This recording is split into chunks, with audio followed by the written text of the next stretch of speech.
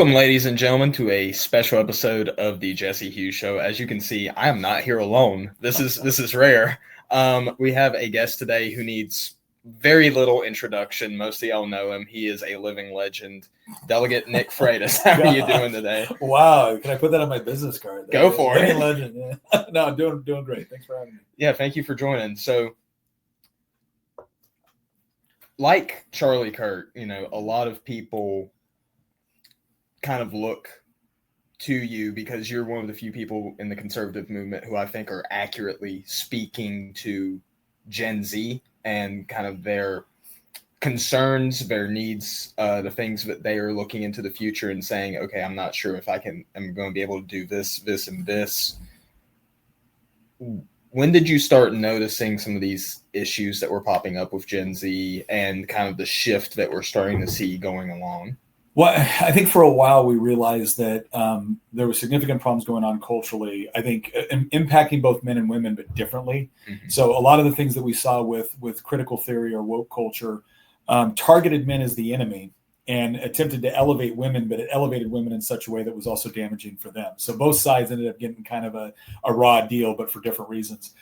And it was interesting. I had a conversation. We were talking about this whole idea with masculinity and what it should look like and what young men need to do.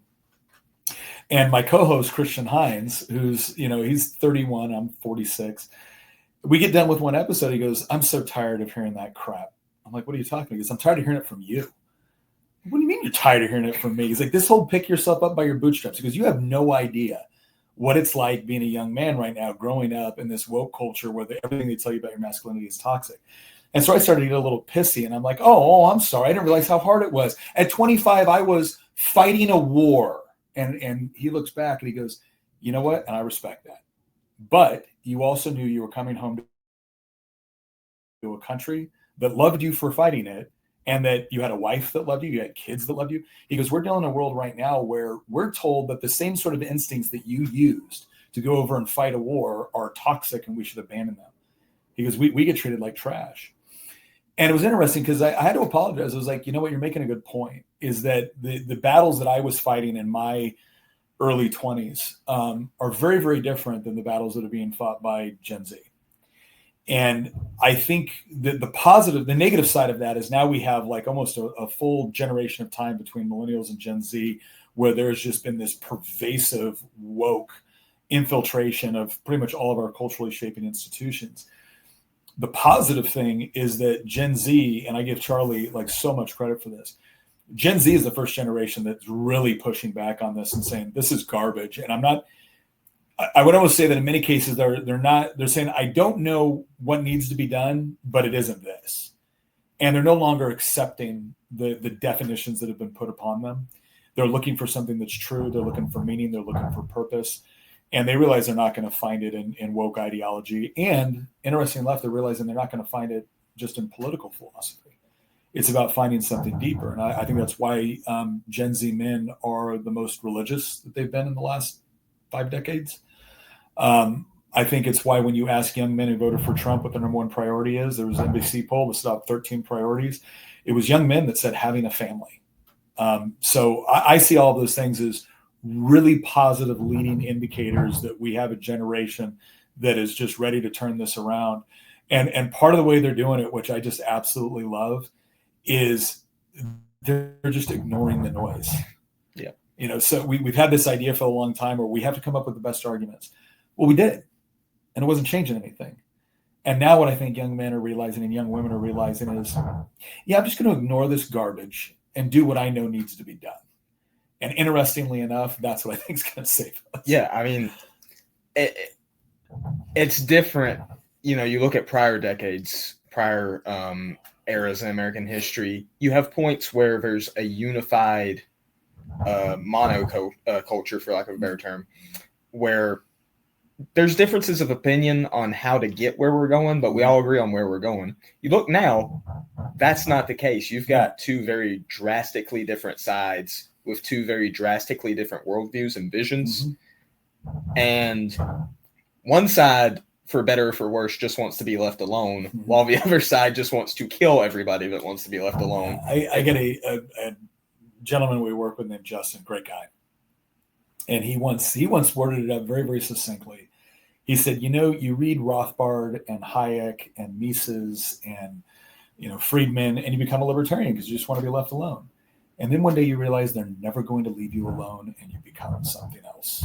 Mm-hmm. And the thing is as someone that I deeply admire libertarian philosophy, especially around economics. I'm a big Austrian school guy. I love free market economics.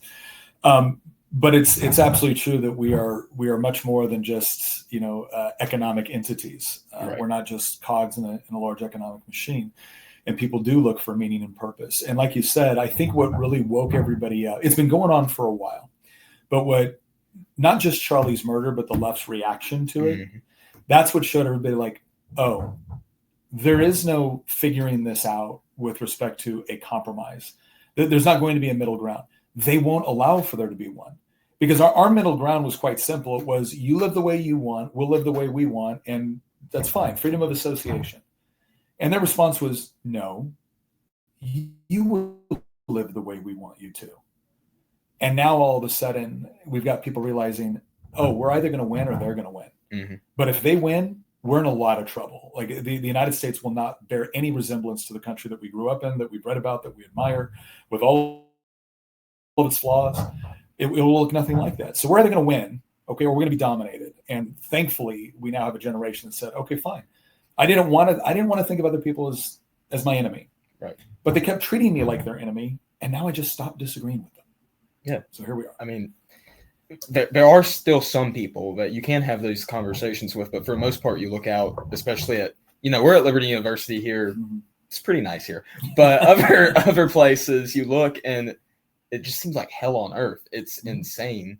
I talk to friends all the time from other colleges, and I'm just like, I cannot imagine going through what you guys have to go through all the time.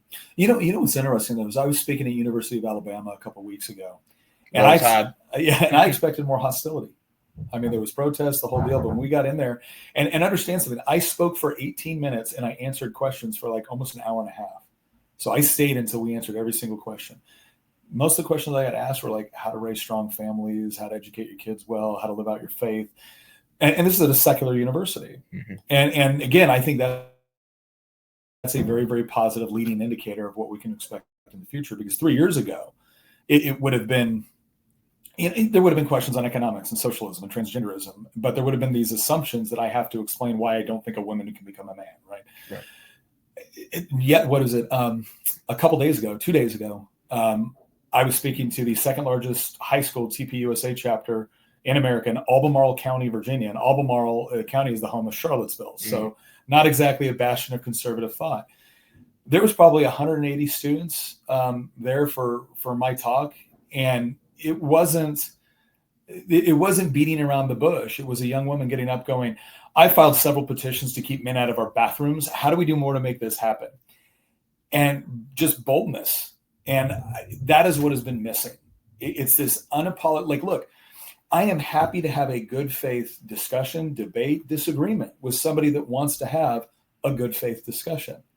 But at the moment you start to lose the argument, all of a sudden I'm now a Nazi or a fascist or a sexist or a bigot, or you now claim that the laws of logic, which are currently kicking your butt in this argument, now are tools of the patriarchy.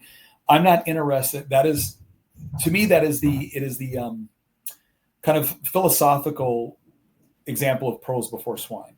Yeah. And that's not me calling someone a pig. That's me saying, when Christ says don't throw pearls before swine, what he's essentially saying is that a pig doesn't care about the value or the beauty of a pearl. And so why are you wasting your time trying to present a good faith argument to someone that has no interest in it, when you could be spending your time working on things or with people that do want to have good faith discussions? And I think that's what you're starting to see more of. Yeah, absolutely. It's funny you mentioned that, you're here for the Freedom Uncensored Conference with the Standing for Freedom Center. Shout out to them for helping put this together. Mikey McCoy, Turning Point's chief of staff, was here this morning for convocation. He'll be here tonight for the conference. He was speaking about, because he was taking what was supposed to be Charlie Kirk's place on that stage this morning. And he opened saying, I'm probably the only speaker who's ever come up here and said, I wish I wasn't here. Mm-hmm. But he talked a lot about how Charlie inspired a lot of people to boldness. Mm-hmm. And he framed it in this way of hope and courage. Mm-hmm. Hope is the dream of wanting to make things better. Courage is putting hope into action. Mm-hmm. Courage without hope is recklessness. Mm-hmm. But hope without courage remains just a dream. And I think we're seeing a lot of people, they might not be able to articulate that, but they're living that reality. The girl that you just mentioned who launched the petitions, people going out and trying to emulate Charlie on college campuses, do what he did, have these conversations. And it's almost all, like, you have a lot of guys who have been in the fight for a long time who are doing these things too, but it's almost all young people. It's almost all people my age. I'm 23 years old. It's my peers. It's my generation. It's my people. Yeah. What about Gen Z right now gives you maybe hope for the future? And along with that, I know some of my followers might laugh at me for saying this because concern is often used as a way to shut down discussion, but there is also place for legitimate constructive criticism. What about our generation gives you hope? And what are some things that you see that do maybe concern you a little bit, that you would go into, like, I don't know, dad mode, I guess, and say, hey, maybe we need to ramp back on this a little bit. I think the thing that gives me hope is the fact that this generation is the boldness. Nobody wants to follow leaders that seem unsure of where they're going or why they're doing what they're doing. Nobody wants to follow cowards, right? And a lot of what you saw in conservative thinking, and I would even argue in Christian thinking, almost seemed apologetic in its application. Well, I don't want to follow. If you're not sure of the truth, if you feel like there's something wrong with what you believe, well, then why am I following you? I'd rather follow the people that are confident, because even if they're wrong, at least they're principled, at least they're determined. And so I'm seeing a lot more confidence and a lot more boldness, which I think is very encouraging. The only concern, and it's not even so much a concern with this generation, it's more of where are they going to find their mentors? Charlie was a huge source of this, because Charlie was a little bit farther down the road. He was 31. One of the things that I'll probably talk about it tonight too. It's like, all right, churches, young men and young women are walking into your churches in record numbers for the first time in 50 years. What are they going to find when they get there? Because if it is a weak, feckless, mealy-mouthed gospel that is more concerned with comfort than it is with the truth, they're going to turn around, walk out, and look for meaning and purpose somewhere else. It's the same thing with masculinity. It's the same thing with femininity. I am not interested in a weak Christianity because it's heretical. Christianity is loving. It is truth. It is justice. It is strength. It is competence. And that's what they need to be finding when they walk into our churches. And I've had people give me pushback on this. Well, no, they just need to find Jesus. And what do you think Jesus was? Exactly. Maybe if you're worshiping the boy band version of Jesus, which has been so prominent in the Western church lately, you're confused by what I'm saying. But if you actually crack open the Gospels and you look at the person I'm talking about, you're going to see someone that is bold and strong and courageous and loving and tender and kind and compassionate. So I think that needs to be reflected. There's a reason why when Paul said, imitate me as I imitate Christ, is that there is a role for us to live out what we believe in such a way to where it attracts others to what we believe. They can ask about the source of it, and we can point them to the cross. Absolutely. You look at Christianity, people only talk about half of it, I feel like, a lot of the time. Yeah, Christianity is love. It is joy. It is peace. It is comfort and kindness and self-control. It is those things. It's also flipping the money tables and giving yourself over sacrificially to die a violent death, to be thrown into an arena with lions, to be hung on a cross, to go through suffering that we know will produce greater faith in us. People don't want to hear that part anymore.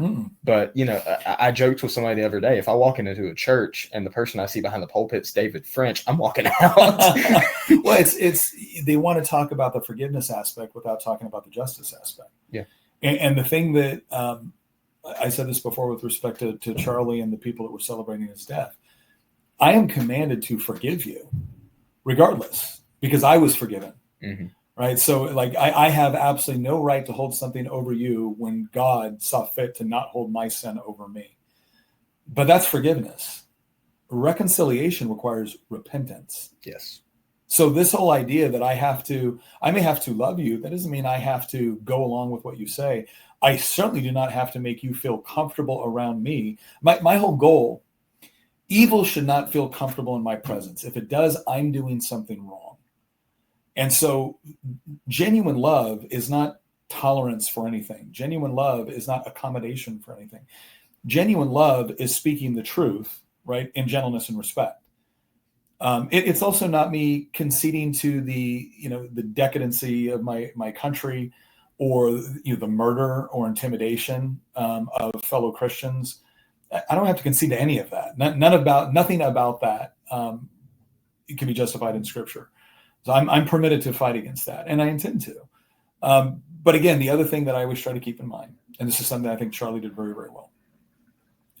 My enemy is not ultimately flesh and blood, which means I have to see each person that I contend with as being created in the image of God. Right. The other thing that I need to keep in mind is that arguably the best evangelist in the Bible after Christ himself was at one time one of the greatest persecutors of the church. So as angry as I may be at some of the people that were cheering on and celebrating Charlie's death, I also have to be aware that it could be one of those same people that has their own road to Damascus moment that ends up coming to know Christ as a result of the mockery that they're engaging in right now, that ends up becoming the very person that points people to the cross as well. And so ultimately, my job is not to save the world as if God needs my help. My job is to be obedient to the purpose God puts in front of me. Absolutely. So if I faithfully execute that, then I can one day faithfully hear, "Well done, good and faithful servant," and that's the pinnacle. Absolutely. I want to backtrack for a second to something that you brought up, which I think is a really good point about mentorship. Mm-hmm. I wrote an article in American Reformer a few months back talking about this idea. And I think it's especially pertinent now, when you look at the reaction to what happened with the Young Republicans group chat leak, for example, which is a whole non-story in and of itself. But if you look at the reactions, I was a little discouraged by how many people were quick to just completely write off these kids, denounce these kids, throw them to the wolves. I'm not defending what they said. Mm-hmm. I have heard worse jokes at the lunch table in high school, so I know how guys my age operate, but I'm not defending what they said. But I make the point in that article, and I made the point after that story, that these older guys, you're going to hear some stuff that you might not like from the younger guys, whether it's their opinions on different political issues, whether it's how they think we should go about strategizing to gain victory. You're going to hear some things that you might not like, but we shouldn't be quick to just completely disparage and throw these guys to the wolves, because a lot of them, they're already deracinated. They already don't feel a connection to their nation and to its inheritance. Yeah. You're just going to discourage them even more. You need to be coming along, giving them opportunities to learn, to be mentored. You're absolutely right. We obviously need to hold our own side to account. Right. We need to hold them account when they violate principles which are true, not because they angered the left. Yeah. Right. I mean, I'm going to be real honest at this point. I don't care if the left's angry. They've already demonstrated to me that it's the old Rick and Morty quote, like, your boos mean nothing to me. I've seen what makes you cheer. Yeah. Like, I don't care that the left's upset. If they did something wrong, well, then fine. I'm happy to take my own side. I'm happy to be held to account for things that I do wrong. That's perfectly acceptable. But it's interesting to me. I'm going to give an example of this. I will hear a lot of Christian men denigrating Andrew Tate. And there's good reason for it. Andrew Tate has done and encourages things that I find reprehensible. But I will look at these guys sometime and like, well, that's good. I'm glad you've identified that, exploitation of young women is a bad idea. Correct. I agree. Do you want to know? Wow, no one's ever thought of that before. Yeah. Do you know why so many young men listen to Andrew Tate? Because where were you? Andrew Tate was sticking up for these guys when you couldn't be bothered because you wanted to cozy up to the feminists. Mm-hmm. Andrew Tate was sticking up for these guys when you were nowhere to be found because you didn't want to be canceled. And now you want to get on your high horse and you want to go back and you want to critique him. Well, look, wrong is wrong. And I'm not going to excuse no matter who it comes from or where, to include myself. But if you want to understand why so many young men hear your critique of Andrew Tate and couldn't care less, it's exactly what you said. When nobody else wanted to come along and mentor these guys, Tate was willing to. And he got a lot of things wrong, but he got some other things really right. Yeah. And so if you want to actually have some sort of connection with that young man, and you want to be able to raise them up in the way that they should go, well, then you better be willing to invest the time, man. Because you don't get to just roll in and say, oh, you shouldn't have done that. I find that offensive. You're canceled now. Yeah, that is exactly what everybody else has been telling them their entire life. So if you're not willing to actually put skin in the game and actually invest in them, which at times will mean correction, then spare me your moral outrage. Exactly. Yeah. I mean, this is the first time, and I don't even know how long, that we're seeing guys flocking to the church. Yeah. And if they walk in and they find long-housed morons who are going to be griping over the littlest things because, oh, you can't say that, that's offensive. Where do you think they're going to go? We want them to be in church. You claim you want them to be in church, mm-hmm. but when they come in the door, all they get is critique. And like, I'm not saying you can't critique certain things, sure, but when all they hear is constant discouragement, constant mm-hmm. disparagement, constantly being attacked for, oh, you can't say that might offend somebody. You want them to be in the church, but you're sure not welcoming them. And I think there's something to be said for the church is for teaching about, it's about getting some to a relationship with God. Right. And there are standards for that. There are rules of conduct, Absolutely. Right? There are things that we believe in. One of the things that I think young men have gone through over the last 2 decades is anything that they do is immediately critiqued. Mm-hmm. And the only solution ever offered is they got to be better. That hasn't been the message to young women. And guess what? Both sides are hurt by that. When you only hold one side accountable and you never hold the other side accountable, you end up teaching one side to believe that they can do no wrong. And you end up teaching the other side to believe they can do anything right. And that's not good for either side. Both parties walking in there need both admonishment and they need judgment when appropriate. But they need it in a spirit of mentorship, discipleship, love, and this idea that I want what's best for you. That's why I'm doing this. I'm not looking for the first opportunity to cancel you. Right. And unfortunately, that's how I think it's a lot of people have felt. I think it's a lot of how young men have felt. Now, the thing that I'm encouraged about is that is I look at potential mentors, especially for this period that we're in, because I think the other thing that we need to take into account is that Charlie wasn't canceled; he was murdered. And right now, I think young men and young women, but especially young men, they want someone that they feel can handle the violence. Right. And so when you see guys like John Lovell stepping up to bat, when you see guys like Chad Robichaud stepping up to bat, Chad Wright, Victor Marks, like all these guys that are coming forward and saying, yeah, you're right. You're supposed to be strong. You're supposed to be able to protect. You're supposed to be able to provide. I want you to be a warrior. And I think they're looking for that. And the reason I say this too, it's been probably 3 or 4 times I've spoken to young men. And every setting I was speaking to them in, it was usually some sort of political setting. So it would be reasonable to assume that most of the young men in there, that if they're in there, they're there because they have some sort of interest in politics, political philosophy, etc. And every single time I will ask them, I say, guys, there's 3 things that people mention in my bio. They mentioned that I was a Green Beret combat veteran. They mentioned that I've served in the Virginia House of Delegates for 10 years, and they mentioned, social media presence. Which one impresses you most? I said, to the extent that you're impressed with any of it, which one impresses you most? Always, every single time, immediately in unison, Green Beret combat veteran. I said, isn't that interesting? Most of you have no desire to even join the military, much less go special forces. And yet, that's the thing that you're most impressed with.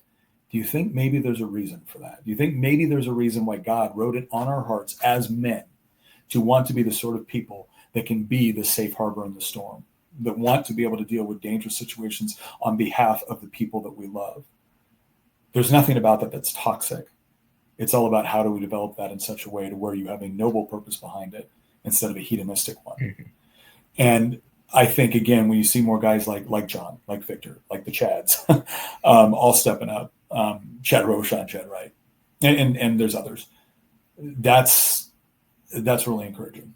Absolutely. It reminds me, there's this Alex Jones clip that kind of circulates every 6 months or so that I always see, where he's going on this rant about, you've got all these kids, they're obsessed with Justin Bieber when they should be learning about Magellan and Thomas Jefferson and Destiny and all this stuff. And it makes you laugh.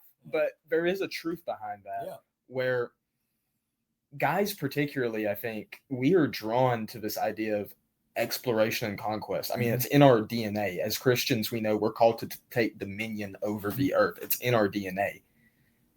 Leftists will freak out and yell about, oh, you think that these racist, slave-owning, white supremacists, conquerors, colonists, blah, blah, blah, are heroes. And it's like, I mean, yeah, they had flaws, but they were awesome. What were you doing? They were out here going through the wilderness, dying of diseases they'd never heard of for a greater purpose.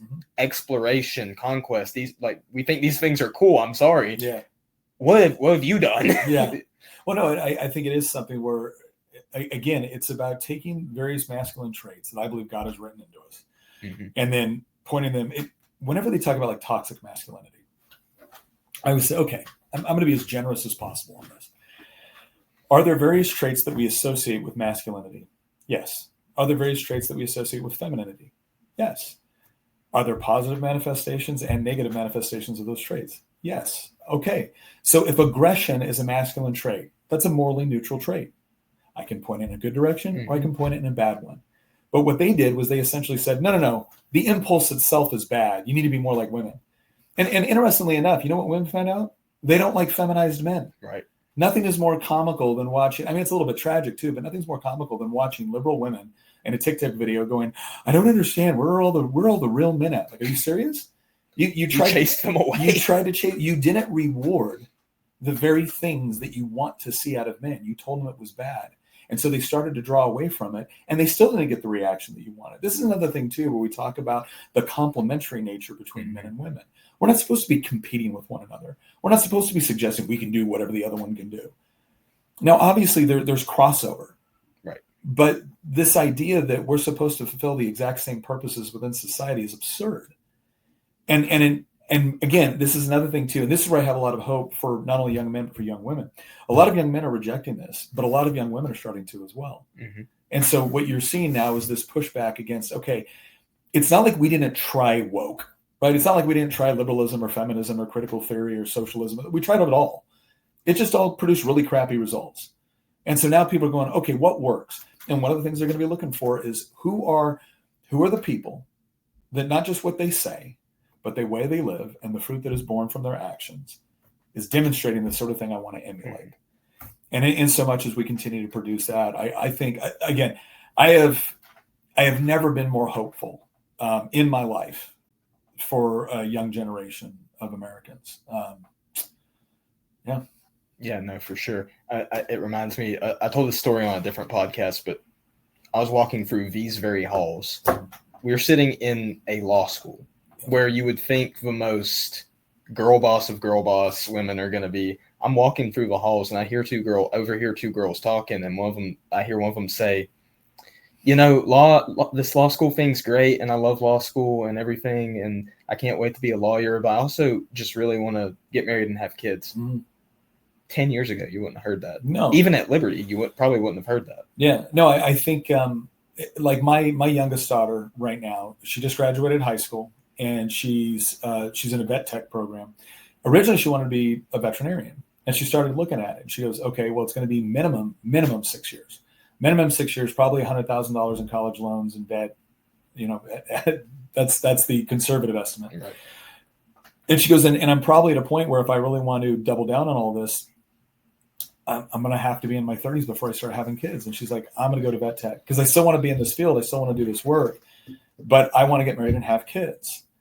And, the thing that we've had an entire generation of young women that were told, and they want to pretend now like this wasn't the case. But if you actually go back and look at the old speeches by like Simone de Beauvoir, who was one of the biggest French feminists within the 1970s, she openly advocated in a debate and said women should not be allowed to choose to be wives and mothers, because if they were allowed that choice, too many of them would choose it and it would disrupt the revolution. Like, oh, well, I guess now we have some insight on what this is really about. Total mask off moment. Certainly isn't about choice, right? It certainly isn't about empowerment. It's about your version of empowerment. And look, I always there's two verses or two portions of the Bible that I always go to when we talk about what does biblical femininity look like. Mm-hmm. The most obvious is Proverbs 31. Right. And the Proverbs 31 woman is what my wife described as one of the most intimidating women out there. She's a wife. She's a mother. She's a homemaker. She's an entrepreneur. She's an inventor. She's a handyman. She's just incredibly capable. And like I said, formidable is probably a good way to put it. And then that verse in Judges where it talks about the woman who, kills, what is it? The Amorite or a Moabite king with a tent peg. Right. Look, I don't want, Christians are not looking for weak women any more than we're looking for weak men. We're looking for strong men and women of God who recognize the unique gifts and roles and purposes that they play and embrace them. And again, that's not going to look exactly the same for each one. There's going to be certain components that are the same. There's going to be other things that vary greatly. But I think I'll put it this way, you got men of God marrying women of God, and having strong families and raising kids, that's a country whose politics you don't got to worry about. Absolutely, for sure. All right. Well, it's been a pleasure. Thank you so much for coming on. I had a great time talking. If you guys enjoyed this episode, don't forget to hit like, follow. If you're watching this on X, follow me, retweet this or repost, whatever it is now. Send it to all your friends. I can never get this straight. I've been calling it Twitter. Yeah. I still call it Twitter. Elon. We're sorry, Elon. We mean sorry. X, man. We're sorry. We're sorry. Give me another year. I might be able to do it. Thank you so much, guys, for tuning in. God loves you, and so do I. I hope you have an awesome day.